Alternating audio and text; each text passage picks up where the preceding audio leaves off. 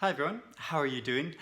So we've done it. We've survived the first month of 2020. It's been a bit of a like slog this month. It's always a bit depressing at the beginning of the year, I think. But it's been a good month. I've actually read quite a lot. And I'm really excited to talk to you about a lot of these books I have. I have a really special new edition of something that I'm excited to show off. So that's fun.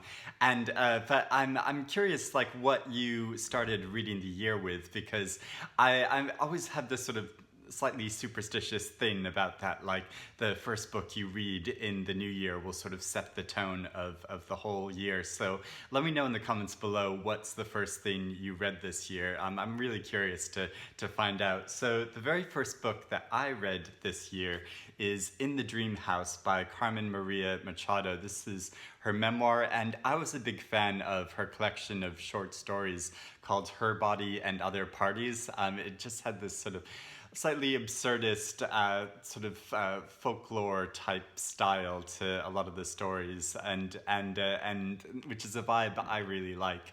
And I was really curious how she was going to translate that into a memoir, and she does sort of, because it's mostly an account of in abusive relationship she had with another woman, but also her own development as a queer woman, and trying to sort of her journey to adulthood, and she sort of frames that within different kind of folklore type tropes, and it's really interesting how she does that and incorporates that throughout the book. But she uses a lot of different styles. So there's one section of this book that I absolutely loved, which is a sort of choose your own adventure style section where she says to like flip forward a number of pages when confronted with a situation to do with her girlfriend, and no, it sort of amplifies the sort of dark humor of her situation, but at the same time, it does feel like she's taking it entirely seriously, and I could really feel the raw emotions that she was writing about throughout this memoir, and I mean, sometimes it felt like she was sort of crowbarring in the sort of connection with folklore and stuff, but most of the time I think it really worked well. And there's this section I especially liked where she was talking about queer villains, and sort of how in a lot of like films and stories in the past, there's a sort of almost stereotype of a queer villain in it, and while these are sort of these are stereotypes, at the same time we're sort of attracted to them because they're sort of fabulous. I mean, if you think of like Ursula in The Little Mermaid, I mean, she's amazing and she's sort of like iconic, while being, you know, an absolute villain and just like awful person, and so yeah, I thought that was really fun, but also yeah, it's really interesting, different look at sort of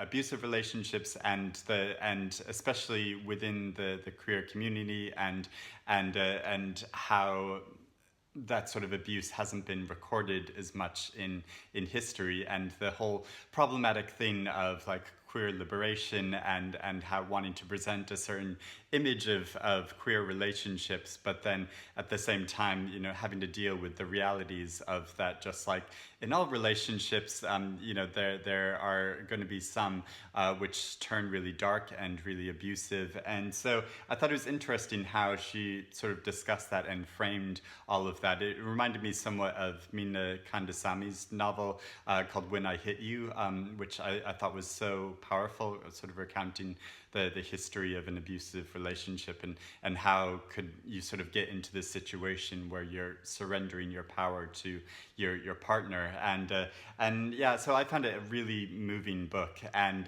it was, yeah, just a great way to start the new year, because I was just wrapped up in this book. But then I also read at the very beginning of the year this novel called The Old Man and His Sons by Hedin Bru, who is a novelist from the Faroe Islands. And this was published in around 1940, I think, first published. And I read this because over the new year, I went to the Faroe Islands. And now a lot of people don't know where the Faroe Islands were. I don't think I even knew where they were exactly before we booked this trip to go there.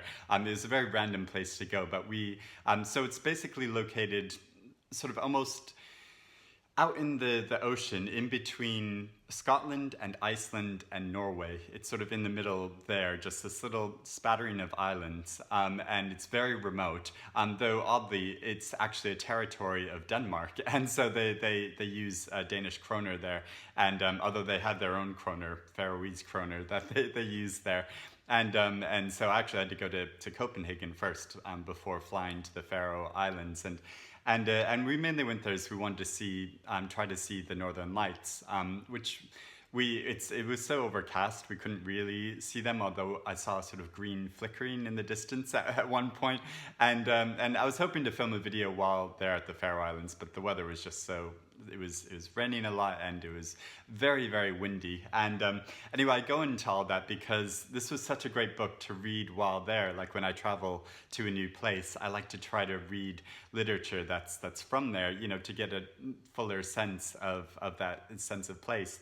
And this novel gives that so well because it really conveys the atmosphere of the island. Like it talks about, it's sort of basically a father and son relationship, and it begins with them going on a whaling hunting party where a group of whales get caught up in a shoal in the Faroe Islands, and all the islanders come out and start to hunt them, and they still do whale hunting in the Faroe Islands, and so it describes that whole process and journey and their efforts of fishing over time, and how the landscape is so it's very rough, and the weather is very changeable, and it's incredibly windy there. I mean, when we rented a hire car, and when we got the car, we were warned about how windy it was and how careful you have to be, because if you open the car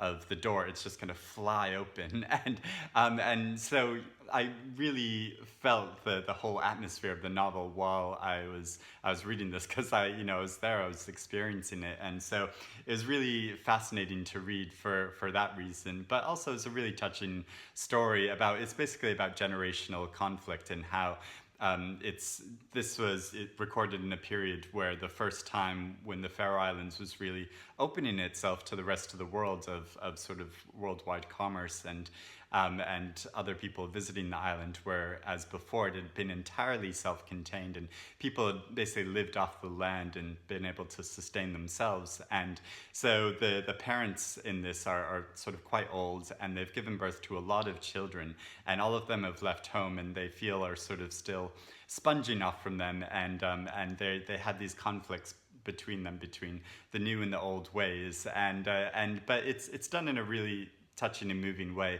Especially there's one son who still lives at home with them, who's sort of caught between the two different worlds, and you feel the tension of his situation really well. So yeah, I really enjoyed this. It's a great little novel, and the Faroe Islands were absolutely beautiful. The whole landscape was really amazing. I'll put a link below to my full review of this, and within that review, I also posted a short video that a friend that I went with made of our journey there. So if you're curious to see a bit more about my trip there, you can just sort of get a sense of all the landscape. And I went with a group of friends, and we just had so much fun sort of traveling around the countryside there. But because it was so dark a lot of the time, because it's so far north, we had to spend a lot of time in just drinking and playing games and watching films. So it was a lovely way to spend the new year. And I was so happy I read this book while there. And then finally, I read Anne Bronte's novel, The Tenant of Wildfell Hall. And I say finally because I've kept talking about this novel as one I want to get to. I was meant to read it during Victober, and I just didn't get around to it because it's quite long. But I finally made the time this month because it was Anne Bronte's 200th birthday. a couple of weeks ago, and so it was funny. On the day, I went to the gym because I've gotten into going to the gym again, and I wore my Bronte T-shirt to the gym, and I sort of like joked that I was expecting a big party for Anne Bronte there at the gym, but nobody else seemed to be celebrating. It was just me in my Bronte T-shirt, and I don't think anybody noticed while I was there, but you know, it was my own fun little joke, but I enjoyed this novel. It is sort of fun. Well, it's not really a fun story because I mean it's sort of interesting to pair with this because it is also sort of about domestic abuse, but the way the story is presented is sort of fun in that it's told through the point of view of this sort of cranky man named Gilbert, who's not the nicest man, and he's sort of he's sort of the romantic hero of the book, even though he's not somebody that you would be all that attracted to. But actually, that's the way it goes with the Brontes in all of their books. All of the men, the sort of romantic heroes, they're not really that romantic. They're actually quite complicated and not the best people, and so not somebody that you naturally want to root for. That they'll like that. Ooh, I hope they get together. But it's told in a sort of complicated way. So it's basically about a woman who's a widow who shows up at this sort of dilapidated old hall to live there with her son, and there's a whole mystery behind what she's doing there, where she's come from, and everyone in the village, because it's sort of a small village, is curious about what, and is sort of gossiping and trying to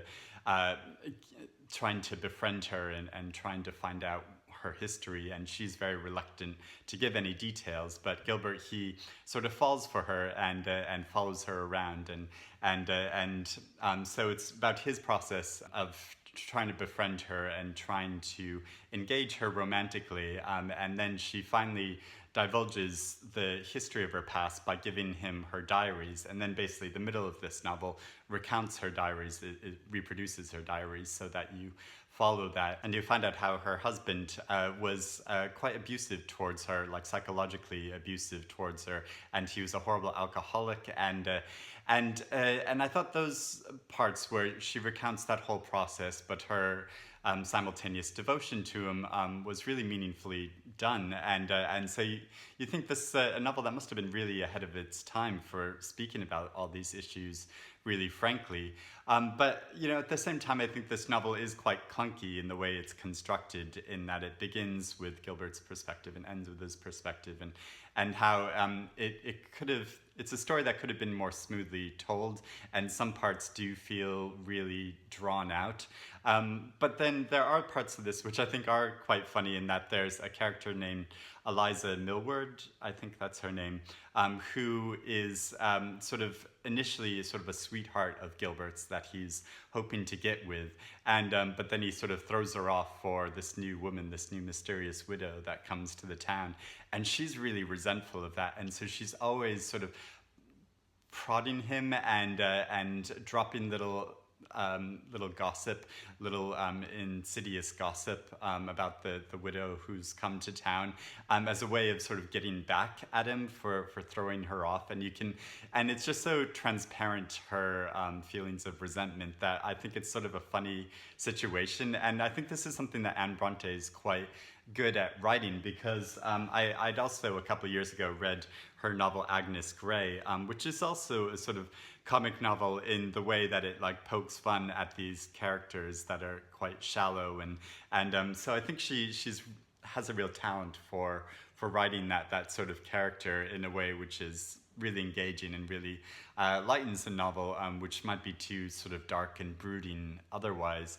So I really appreciated that aspect of it. So yeah, I enjoyed this novel, and it's interesting because it's been talked about recently because it was picked as as one of the novels that shaped our world of that BBC thing, which I made a video about a couple months ago, talking about that whole list of books that have been selected for this, and this was one of those. So I was glad I finally got around to reading this. And as sort of a special January treat to myself, I got a special edition of this novel in that I got the Folio Society edition, which they've just brought out a new edition for Anne Bronte's birthday.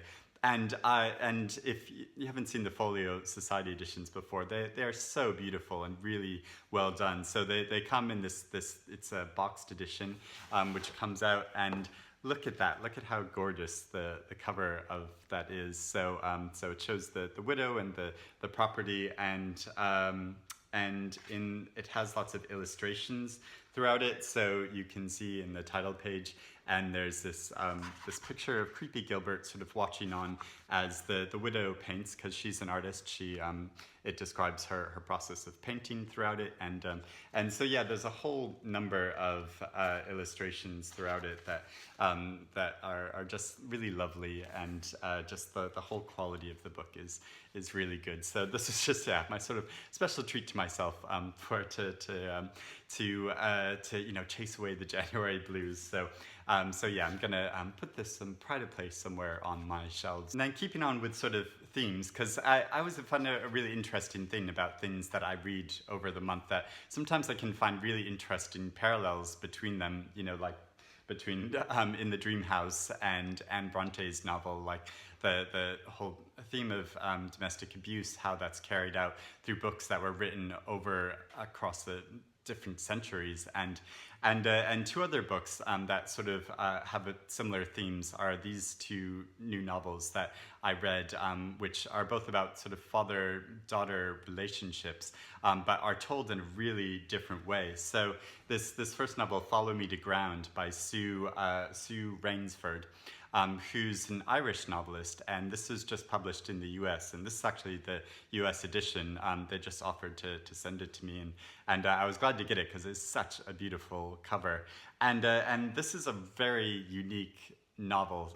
So it's sort of has, I mean, I don't like to use the term like magical realism, because it just feels like too broad a term, but it does sort of have that, in that it presents this situation which is really fantastical, but in a way that it's just sort of a part of their everyday life. So there's a father and his daughter who are sort of healers, and they and people in their surrounding town come to see them when they have some sort of injury or problem, and the daughter is able to heal them, because the daughter is very special, because the sort of grounds around their house have this sort of magical property to them, and the man's daughter wasn't properly born. She's not exactly human. He sort of raised her out of this magical ground, and so she's imbued with these sort of healing properties. And the father isn't necessarily human himself, because he, in the evenings, he transforms into a four-legged creature that goes hunting in the surrounding forests and eats the animals there. And so, yeah, it's quite a wild situation. And there's this weird sort of tension, because as you're learning about the reality of these characters' lives, and her process of healing people is very unique too, in that they come to see her, and she's able to physically open them up. Using this sort of song, she can heal them, and so it's very wild. And then sometimes, if people are in a particularly bad state, she sets them into the ground where they're able to sort of heal over time. And so it describes that her process of becoming sort of human and awakening desires are sort of awakened within her, and her process of reconciling that over time, in a particular man that she becomes romantically entangled with.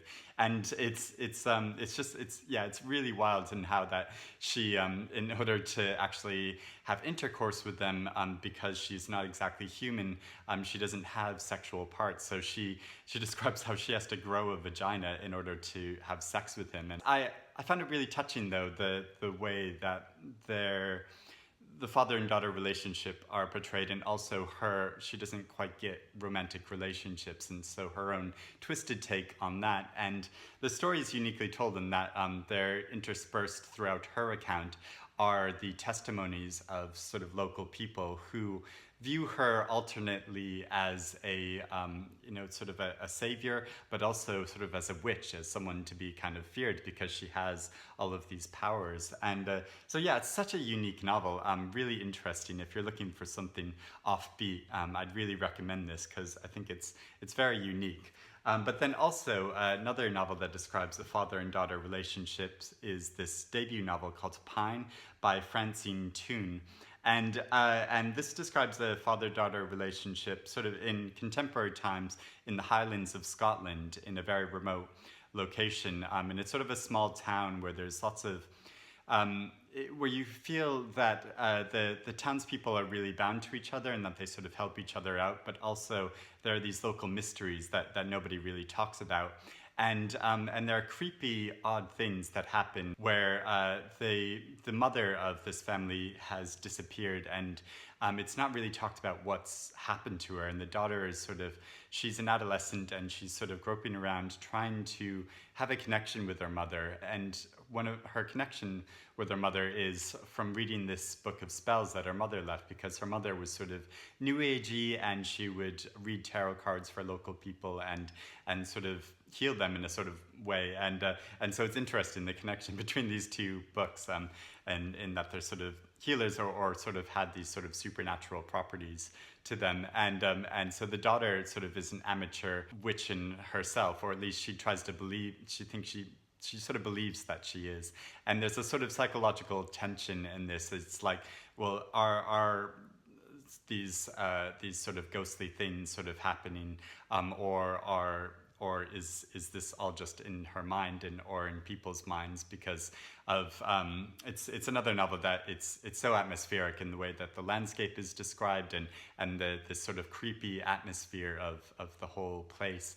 And so it gets that tension very well. So it's a very sort of gothic novel, but written in a new sort of way, which I think is really refreshing and fun. So I really enjoyed this novel, and it's interesting. The author, Francine Toon, she's actually an editor of a publication, and so she's edited people like Rowan Hissio Buchanan, and so she really knows her stuff, and so I think this is a really interesting debut book that is great for this time of year, like a sort of wintry time, because I just got wrapped up in the whole mystery and the sense of place that it evokes. So I really enjoyed reading this. And then another interesting pairing that I read are these two books, and these are very different books from each other, but actually have really sort of similar themes in some fascinating ways. So the first one is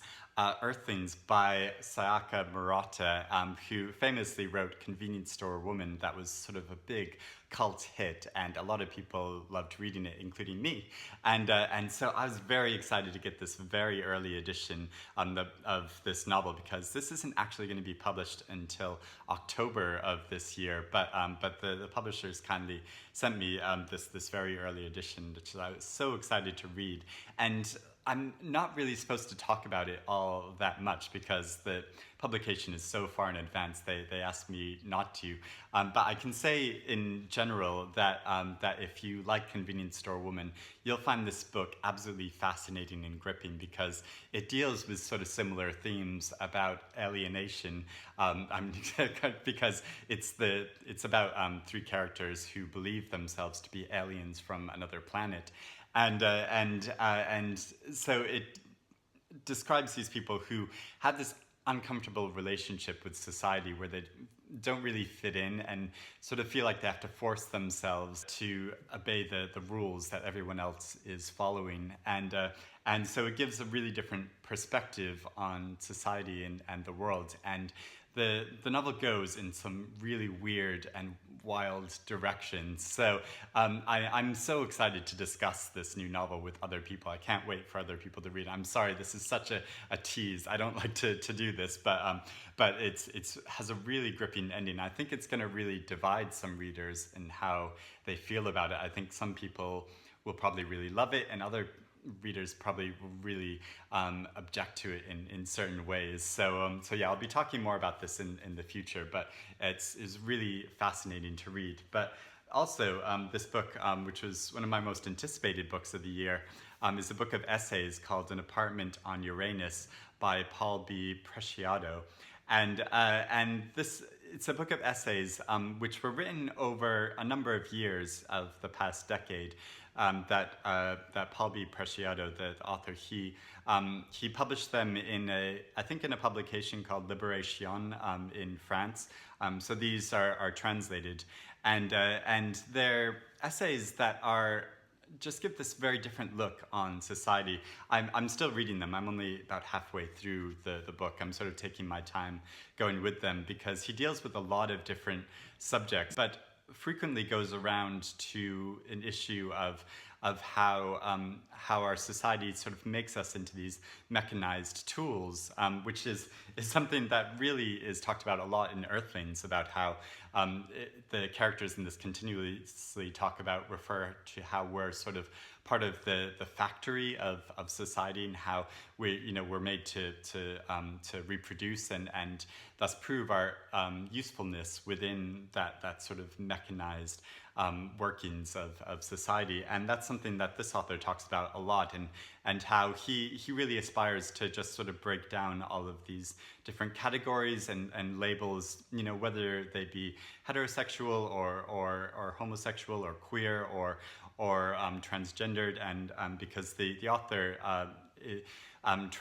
talks about throughout the articles of transitioning between being born a woman and then transitioning into being a man. So there's a real personal urgency and meaningfulness to talking about all these issues, but the author is a philosopher, so it's framed in this very philosophical sort of tradition where it's referring a lot to like post-structuralism and different like identity politics and Judith Butler and all of that is referred to a lot, and which sometimes feels a bit forced for me, but I'm just really enjoying reading through these. I just find the point of view so fascinating, that's so radical, of wanting to break down all of these walls, that I'm really enjoying reading about it and the different perspective it gives, and it touches upon a whole range of different subject matter, from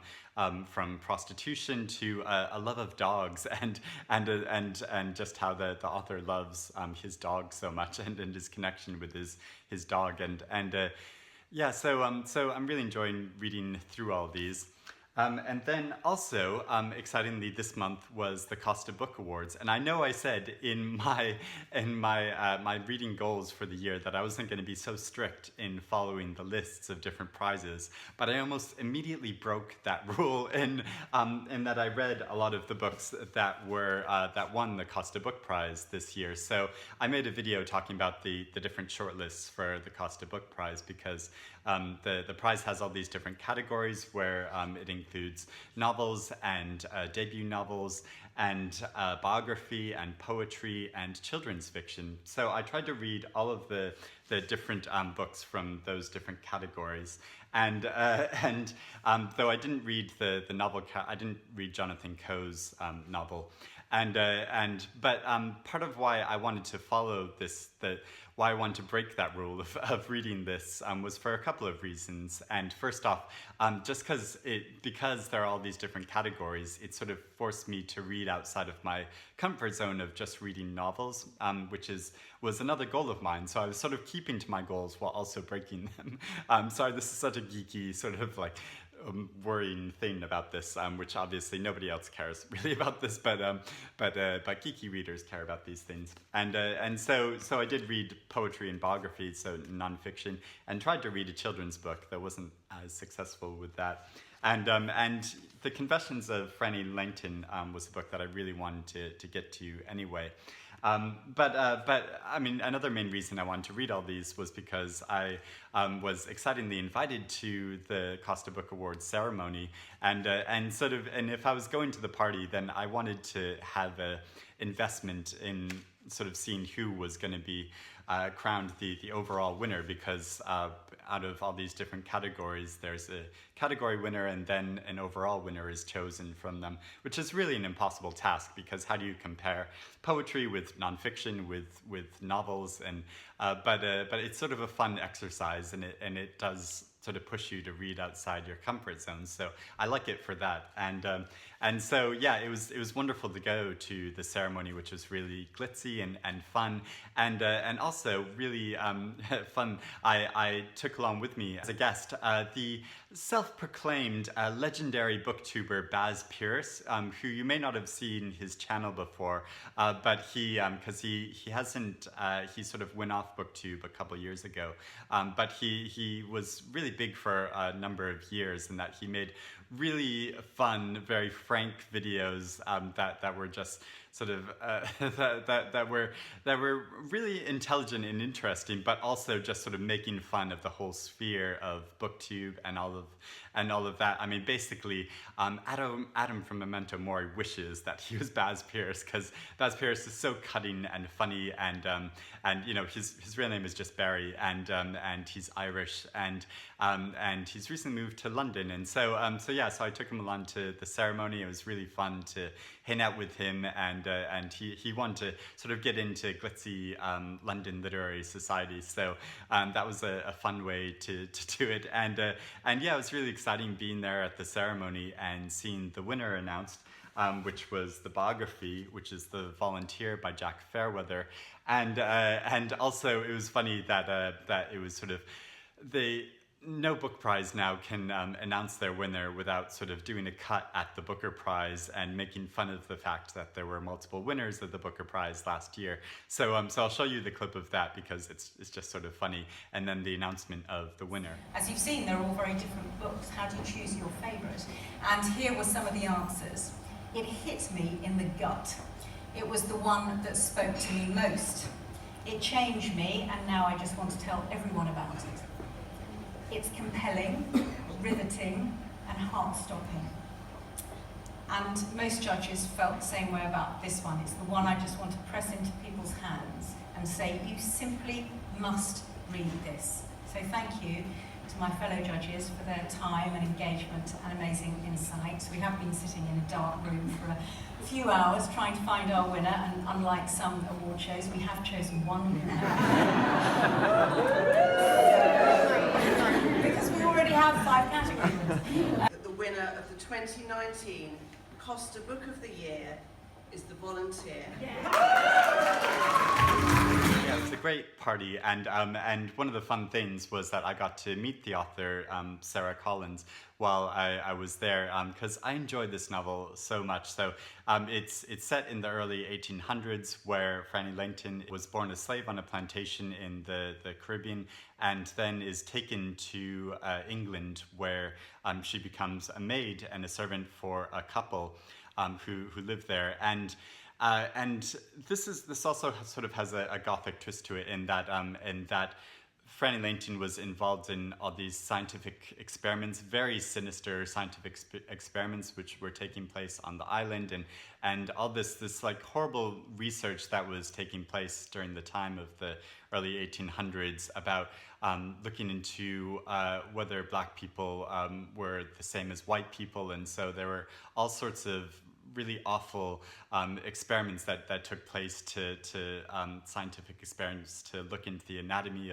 of people, and it's so gross and repulsive, but it's really interesting how she incorporates that into the story of this novel, and which is also like a gripping story, because Frannie Langton is standing trial for the murder of the couple that she was a maid for in London, and so it goes into the whole history of that story. So I think of this novel as sort of a cross between the novels Washington Black by S.A. Dugin and Fingersmith by Sarah Waters, because there's a whole sort of queer element, sort of lesbian romance to it as well, set in this historical setting.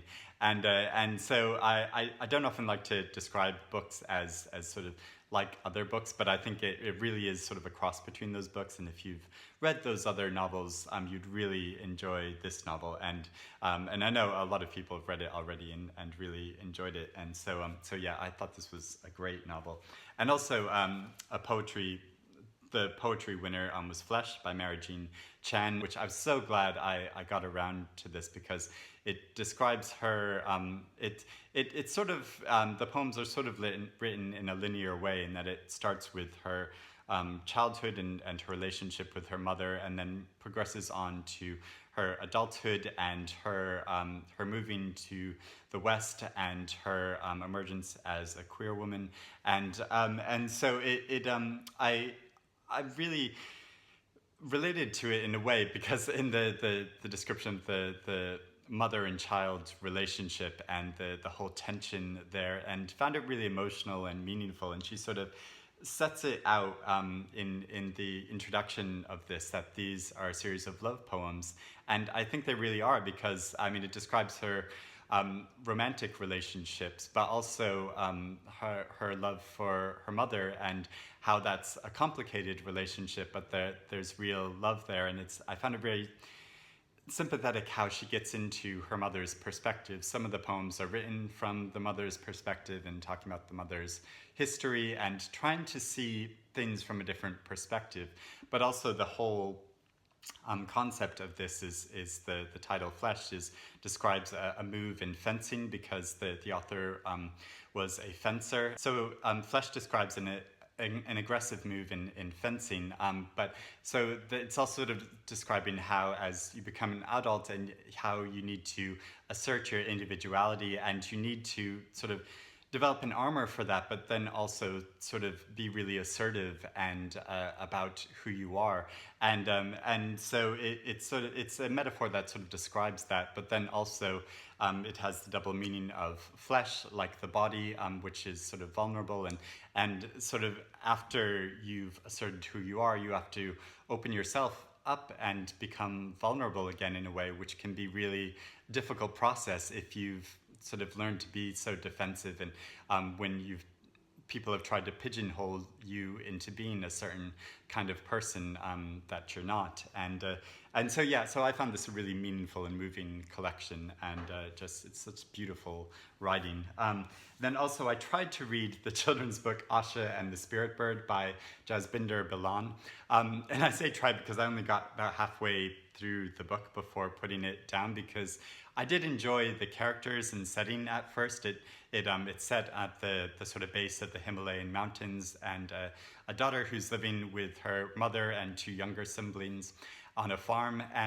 But the farm is at risk of foreclosure, because the mother has had to take out a loan to sustain them, because the father has gone away to work and has been sending money home, but they haven't heard from the father in quite some time, and he hasn't sent any money home, so they're in a really perilous position. And so it describes the daughter and her friend go on a journey and expedition to try to find out what happened to the father, unbeknownst to the mother. They just sort of run away to do this. And at first I enjoyed that, but then I found the plot somewhat clunky of how it goes about it. And also I came across a typo in this book, which sometimes I can just feel really intolerant with, especially if I'm not really sure about the story of how it's going. I sort of just feel like, well, if the publisher doesn't care enough about the reader, then why should I care about this book?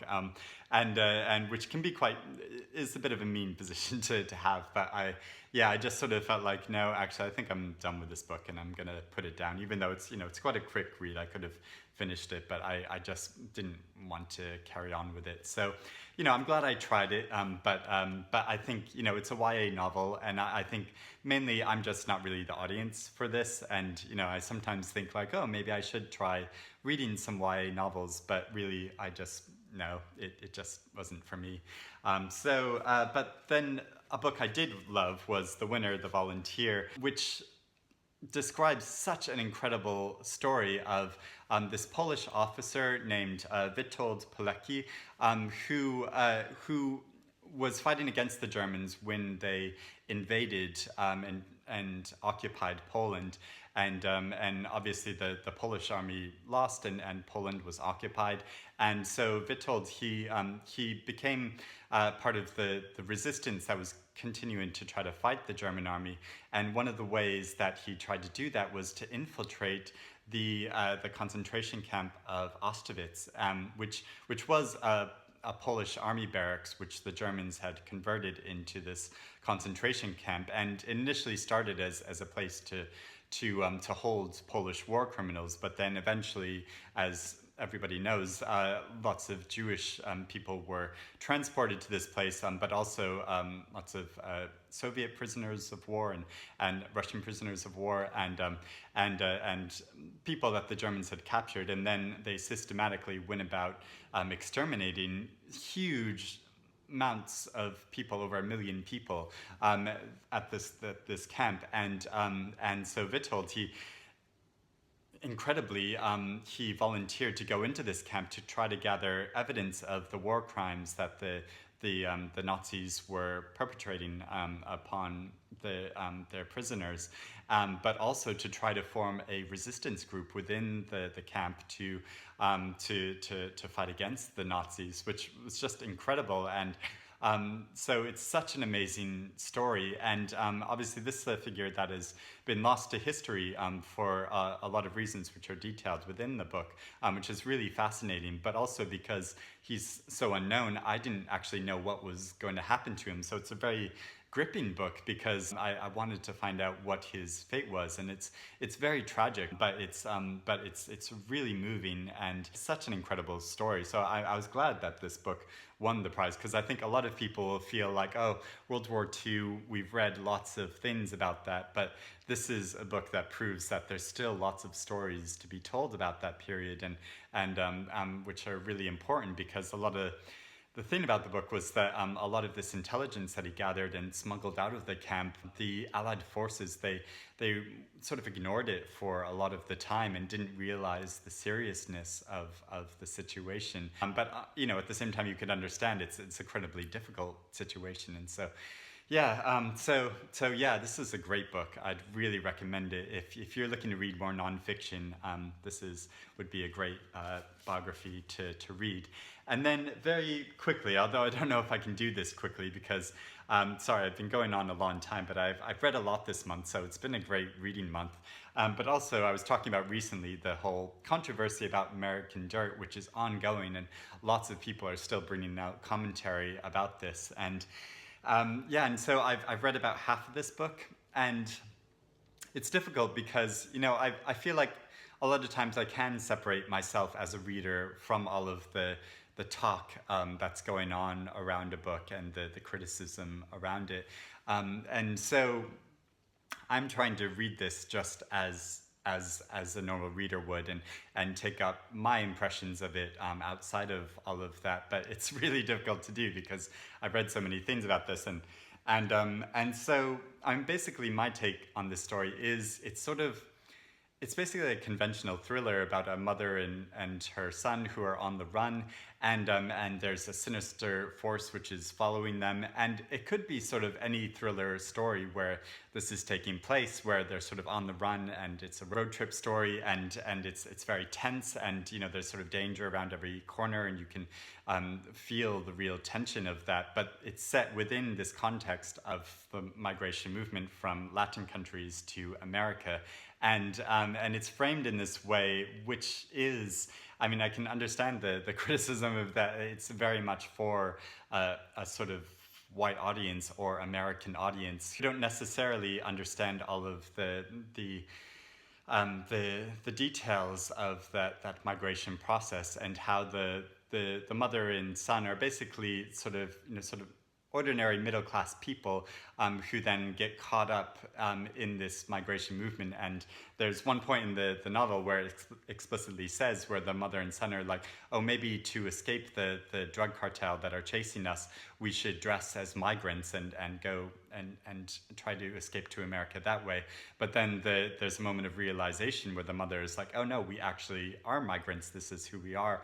And this is the sort of way that, you know, people who don't expect to get caught up in a situation like this can suddenly become caught in a situation like this. And I'm finding it quite like melodramatic, the whole plot, in that the kingpin of this cartel is somebody that the mother actually knows, and they have this whole relationship with each other that was formed through a bookstore that the mother owns, and I'm finding that all a bit like melodramatic and slightly like unbelievable. But you know, it is sort of emotional in other parts of the way that she describes the trauma of both the mother and son that they went through, because they basically have to escape because they were. It begins with a massacre at a barbecue that's being held at a quinceañera, and of course that's a very sort of it's a very stereotypical situation, and so yeah, I do understand the criticism of it. It's a novel that probably, if this whole big hoopla about it hadn't happened, I would have read and thought like, well, it's sort of clunky how it's done. But I think there wouldn't be such a big controversy about this if the author hadn't written this afterward, sort of explicitly stating her goals for trying to extend the empathy of people for the migrant experience. And if she hadn't used that as such a big part of the plot line. And so like if that hadn't been the case, it would have, I think, been seen just as a conventional thriller, and probably wouldn't have gotten the publicity it did. But then also, yeah, it wouldn't have had the same backlash that it's had. And you know, and another big issue with it is the way the publishers have presented it as that, like, this is the migrant novel, which yeah, I can understand why a lot of Latinx people have a lot of big issues with that. And so yeah, it's difficult. I know I'm probably gonna finish the novel because I'm interested to see how that all plays out. But yeah, I can sort of understand the criticism of it. I think it wouldn't have been like my favorite novel anyway. But it's interesting that it's raised all these different questions.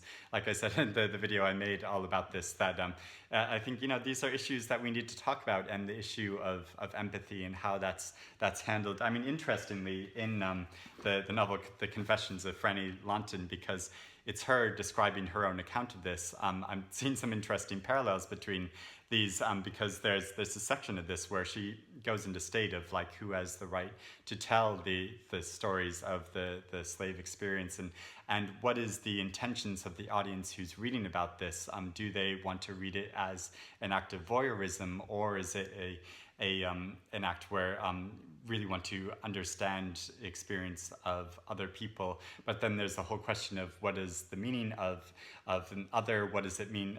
Are we making people into more of an other by placing them in the context, in this fictional context, and writing them in a way which could be seen as stereotypical or not? And so yeah, there's so many issues that go into relating this, and I'd be really interested to know other people's thoughts, because I'm sure a lot of other people have been reading this book.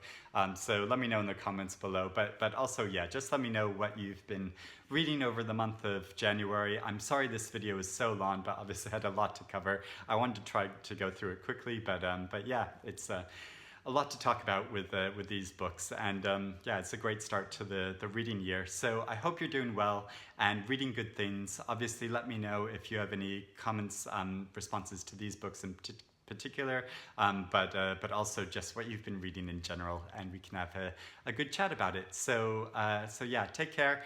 I'll speak to you again soon. Bye, everyone.